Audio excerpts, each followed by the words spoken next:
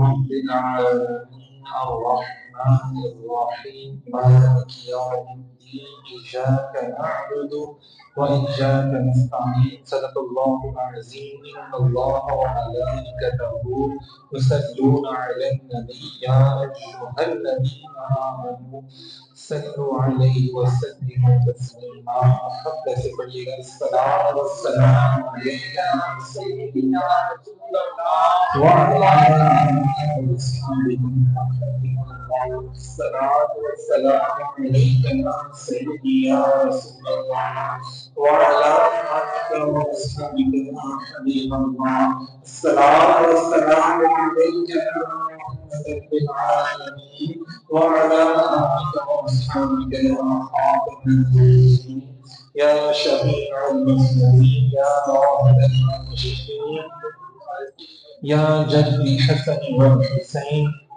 سامنے محترم ماشاءاللہ سے رمضان مبارک کا یہ مبارک مہینہ شروع ہوئے 5 روز ہو گئے ہیں اور ماشاءاللہ سے ادارہ جہاں خط میں روزانہ ماشاءاللہ جیسے تراویح ماشاءاللہ پڑھائی جاتی ہے، تراویح کی نماز ماشاءاللہ سے پڑھائی جاتی ہے، اور اسی طرح دوپہر کے وقت 2 بجے سے 3 بجے تک ماشاءاللہ سے قرآن پاک کا جو ہے وہ خلاصہ بیان کیا جاتا ہے.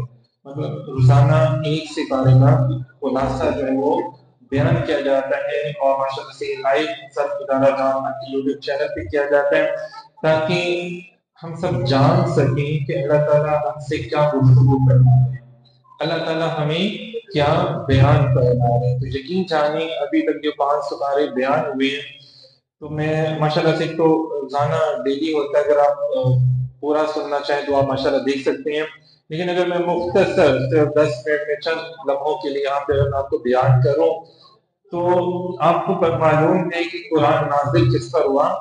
نبی پاک حضرت محمد مصطفیٰ صلی اللہ علیہ وآلہ وسلم پر. تو سمجھ لیں اگر میں یہ کہوں کہ پورا قرآن جو ہے وہ حضور کی شانیں بیان کی گئی ہیں تو یہ غلط بات نہیں ہوگی. حضور کی شان بیان کی گئی ہے اور پھر اللہ رب العزت نے ارشاد فرمایا کہ تورات اور انجیل میں بھی میں نے اپنے محبوب کی شان بیان کی ہے اور اے مومنو تم بھی میرے محبوب کی شانیں بیان کرو. یہ کتنی بڑی بات ہے. اب یہ دیکھیں یہ جو کلام ہے اللہ رب العزت نے یہ بات تو ہے یہ بار بار کہی یہودیوں کو بھی اور عیسائیوں کو بھی، تمام اہل کتاب کو اللہ رب العزت نے جو 5 سپاروں کا خلاصہ میں آپ کو بتا رہا ہوں تو بے شمار آیات ہیں. قوم بنی اسرائیل جو یہودی تھے نا وہ باتیں چھپایا کرتے تھے، ایسے آج بھی کئی لوگ باتیں چھپا دیتے ہیں جو صحیح قرآن پاک کی آیات اور بیان نہیں کر پاتے تو وہ حضور کی شان نہیں بتاتے. تو اللہ تعالیٰ نے فرمایا محبوب یہ آپ کو ایسے جانتے ہیں جیسے باپ اپنے بیٹوں کو جانتے ہیں. اب کتنی بڑی بات ہے. حضرت عمر فاروق رضی اللہ تعالیٰ عنہ نے ایک یہودی عالم جو بعد میں مسلمان ہوئے تو ان سے اس کا مطلب پوچھا، اس کا مطلب کیا ہے اس بات کا؟ تو انہوں نے فرمایا کہ میں اپنے بیٹے کو تو تبھی جان پاؤں گا میری بیوی کہے گی. آج تو ڈی این اے ہو جاتا ہے نا، پتہ چل جاتا ہے کس کی بیٹا ہے. تو تب تو یہ سسٹم نہیں تھا. تو فرمایا کہ تب عورت بتاتی تھی کہ یہ فلاں کا بیٹا ہے یا میرے شوہر کا بیٹا، میں نے کوئی غلط کام نہیں کیا. تو عورت کے بتانے سے پتہ چلے گا کہ یہ کس کا بیٹا ہے، یہ میرا ہے، یہ کسی اور کا بیٹا ہے. لیکن رسول اللہ صلی اللہ علیہ وسلم کی جو شانیں ہیں کسی عورت نے نہیں، وہ تو خود رب کائنات نے بتائی. تو حضور کی جو شان میں کوئی بھی کمی ہے ہی نہیں. اللہ تعالیٰ نے فرمایا یہاں تک، بلکہ آج ہم سورۃ النساء پڑھ رہے تھے تو اللہ تعالیٰ نے فرمایا، اللہ تعالیٰ کا دل کرتا ہے کہ اللہ تعالیٰ محبوب جو آپ کی شان ہی نہ بیان کرتا ہے، میرا دل کرتا ہے ان کی شکلیں بگاڑ، میں ان کی شکلیں بگاڑ دوں.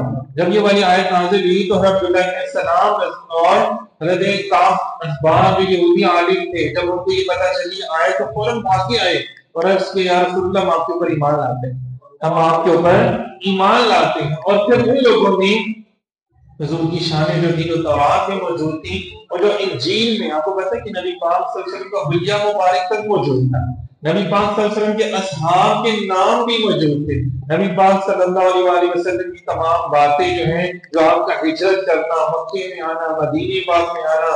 اگر میں یہ کہوں کہ صرف قرآن میں حضور کا ذکر نہیں، تمام آسمانی کتابوں میں حضور کا ذکر ہے تو یہ برا نہیں ہوگا. یہ خود اللہ رب العزت نے ارشاد فرمایا. اللہ رب العزت نے اسی میں آیت میثاق بیان فرمائی. آج لوگ ہمیں کہتے ہیں آپ تم میلاد کیوں کر رہے ہو؟ تو سب سے پہلا میلاد خود اللہ نے کیا، اور اس میں خطاب کرنے والے کون تھے؟ اللہ پاک کی ذات تھی، اور اس میں حضور کی نعت پڑھنے والے کون تھے؟ خود اللہ تعالیٰ کی ذات تھی۔ اندازہ کریں، نعت بھی حضور کی اللہ نے پڑھی سب سے پہلے، اور مدحل اور شان عظمت مصطفیٰ خود اللہ تعالیٰ نے قرآن پاک میں بار بار بیان کی، اور سب سے پہلی محفل جو آسمانوں میں کہیں اللہ نے سجائی، اور اللہ نے دیکھو اس میں کسی عام کو نہیں بلایا۔ جب اپنی توحید کی بات کہنی تھی نا، اللہ نے فرمایا ساری آ جائیں، نیکوں کی ارواح بھی آ جائیں، بدوں کی ارواح بھی آ جائیں، اولیاء کی بھی آ جائیں، منافقین کی بھی آ جائیں، سب کی آ جائیں، لیکن جب محبوب کی شان بتانی تھی نا، خاصا بھی گل خاصا آگے۔ کیسی بات ہے نا، اللہ نے کس کو بلایا؟ صرف انبیاء کو بلایا، صرف رسولوں کو بلایا۔ فرمایا خبردار اگر تم نے جا کے میرے محبوب کا ذکر نہ کیا، تم بھی کرنا، اور اگر تم چلے گئے تو اپنی امتوں کو بتا کر جانا کہ نبی محترم حضرت محمد مصطفیٰ صلی اللہ علیہ وسلم کا تم نے ذکر کرنا ہے، سب کے سامنے ان کو بتانا ہے، اعلان کرنا حضور کا ذکر۔ جو آج ہم حضور کا ذکر کرتے ہیں وَرَفَعْنَا لَكَ ذِكْرَكَ کا اظہار ہے، یہ اللہ تعالیٰ کا وَرَفَعْنَا لَكَ ذِكْرَكَ کا اظہار ہے۔ تو یہ دیکھیں حضور علیہ الصلوۃ والسلام کا ماشاءاللہ سے ذکر بیان کیا گیا، اور بار بار بیان کیا گیا، اور جو لوگ نہیں بیان کرتے تھے تو ان کو اللہ تعالیٰ نے منافق کہا۔ تو میں اللہ تعالیٰ کہتے ہیں یہ میرا ہے ہی نہیں ہے۔ محبوب مسلمان وہ ہے جو آپ کی بات مانتا ہے، جو اپنے فیصلوں پر آپ کی بات مانتا ہے۔ تو آج میں سوچ رہا تھا کہ یار ہماری عدالتوں میں تو حضور کا فیصلہ کیا ہی نہیں جاتا، ہمارے معاملات میں، عام زندگی میں، جبکہ قرآن جو ہے وہ عام زندگی کے لیے نازل ہوا۔ ہمیں لوگ بار بار بتاتے ہیں کسی نہ کسی انداز میں کہ عورتوں کے حقوق یہ ہیں، مسلمانوں کو نہیں پتا، پاکستانیوں کو نہیں پتا، فلانے کو نہیں پتا۔ تو یار قرآن پاک میں آج سے 1400 سال پہلے ماں باپ کے جو حقوق بیان کیے گئے وہ پوری دنیا میں کہیں کسی نے نہیں بیان کیے۔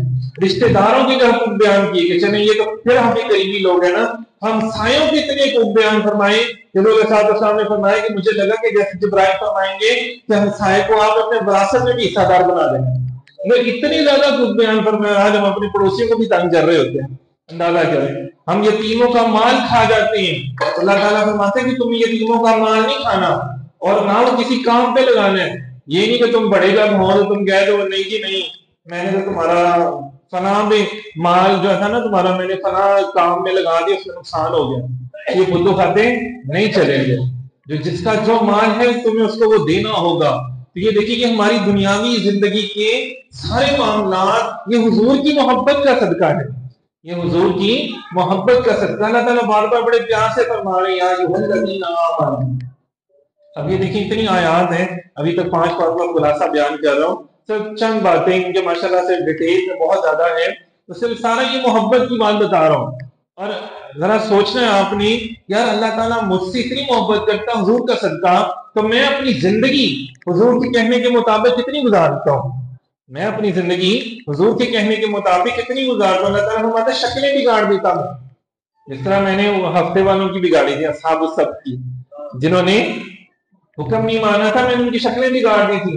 لیکن مومنو تم تو میرے محبوب کے غلام ہو، تمہاری بات نہیں کر رہا ہے، تو میرے محبوب کے غلام ہو، تو میں تو منافقوں کی بات کر رہا ہوں جو میرے محبوب کے در اقدس پر اپنی جبین کو جھکاتے نہیں ہیں، جو اپنے سر کو میرے محبوب کی بارگاہ میں پیش نہیں کرتے، میں ان کی بات ہی نہیں کرتا، وہ تو منافق ہیں۔ وہ فرمایا خنزیر سے بھی بدتر ہے۔ اندازہ کریں منافق کا میں آپ کو بتاتا چلوں، یہ ہوتا مسلمان ہے لیکن حضور کے کہنے پر عمل نہیں کرتا۔ جیسے آج بھی آپ نے معاملات میں ایسے سنا ہوگا نا، ہم مجاہدین سے سنتے تھے، وہ کیا بیان کرتے تھے کہ یار حالات بڑے خراب ہیں، بات نہیں کرنی، حالات بڑے خراب ہیں، عقیدہ ختم نبوت کی بات نہیں کرنی۔ اور اللہ تبارک و تعالیٰ بار بار قرآن پاک میں عقیدہ ختم نبوت کی بات کر رہے ہیں۔ وہی تم لوگ یہودیوں، تمہیں پتہ نہیں تمہارے نبیوں نے بھی میرے محبوب کا ذکر کیا، تمہارے نبیوں نے، عیسیٰ علیہ السلام نے بھی، اور تم وہ لوگ اپنے آپ کو بڑا اچھا سمجھتے تھے، جیسے آج بھی وہ اپنے آپ کو اچھا سمجھتے ہیں۔ اور ہمارے کچھ ایسے منافقین لوگ ہیں جو ان کی ظاہری شان و شوکت اور مال و دولت دیکھ کر کہتے ہیں نہیں جی نہیں وہ چنگے ہوں گے، ذرا بنونا دیتا نا۔ تو علامہ اقبال فرماتے ہیں کہ خیرہ نہ کر سکا جلوائے فرنگ و دانش، مجھے خیرہ نہ کر سکا جلوائے فرنگ و دانش، کیونکہ میری آنکھ کا سرما ہے خاک مدینہ و نجف۔ کہ جب سے میں نے خاک مدینہ اور نجف کو اپنی آنکھ کا سرما بنا لیا نا، اب بڑے بڑے سپر سونک جہاز بھی آ جائیں میرے سامنے، آئی فون بھی آ جائیں، کروڑوں مان لو کتنی بڑی بڑی بلڈنگز بھی آ جائیں، تو مجھے خیرہ نہیں کر سکتے، وہ مجھے انسپائر نہیں کر سکتے، کیونکہ بس میں اپنی گردن جو ہے، اپنا سر جو ہے وہ اپنے در مصطفیٰ پہ جھکا چکا ہوں۔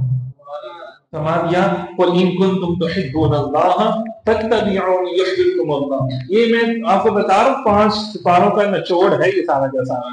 اور پھر دیکھیں حضور کی محبت کی وجہ سے اللہ تعالیٰ فرما رہے ہیں کہ مومنو تم شراب نہ پیا کرو۔ پہلے لوگ شراب پیتے تھے، فرمایا کہ اس میں جو ہے نا بڑا ہی وہ کام خراب ہو جاتا ہے، بھول جاتا ہے، ذہن خراب ہو جاتا ہے۔ پھر فرمایا مائدہ میں، اب ساتھ ہی اگلی صورت میں آگے فرما دیا مائدہ میں ٹوٹا حرام کیا۔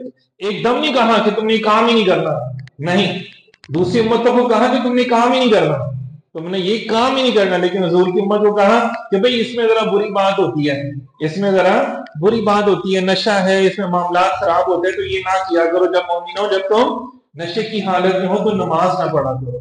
پھر اب کسی اور کے لیے تیمم کی بات نہیں آئی، اندازہ کریں، چلو یار تم تیمم کر لیا کرو کہ تمہیں پانی نہ ملے، چلو یہ کر لیا کرو، یہ کر لیا کرو، اندازہ کریں، تو پھر جا کے آگے جا کے اس کو ایک دم حرام کرانے دیا۔ لیکن حضور کے غلام ایسے تھے، جب پتہ چلا نا سونا حرام ہے تو ساتھ ہی کیا کیا، انہوں نے جو پہنی ہوئی چیزیں تھی وہ بھی اتار کے پہن لی۔ فرمایا تمہاری بیویوں کے لیے حلال ہے، تو میں ابھی تو حضور نے فرمایا کہ سونا حرام ہے، تو جو حرام ہے تو میں نے ابھی اتار دیا تو اتار دیا، حضور کا حکم ہے نا۔ شراب جب حرام نہیں تو بڑے بڑے مٹکے تھے، فرمایا بیچ دو کوئی بات نہیں، بعد میں آرام، بعد میں بتا دینا، ہمارے تک خبر نہیں پہنچی۔ فرمایا نہیں، حضور کی خبر ہمارے تک پہنچ گئی، بس آج کے بعد اب شراب حرام ہے تو حرام ہے۔ تو میں اس دن گلیوں میں شراب ایسے نہیں جیسے پانی بہتا ہے، تو صحابہ ایسے تھے کہ حضور نے فرما دیا تو بس فرما دیا، دیٹس آل، اس کے اوپر کوئی بات ہی نہیں ہے۔ تو میں مومنو تم مسلمان تب ہو جب تم میرے محبوب کی ہر بات پر عمل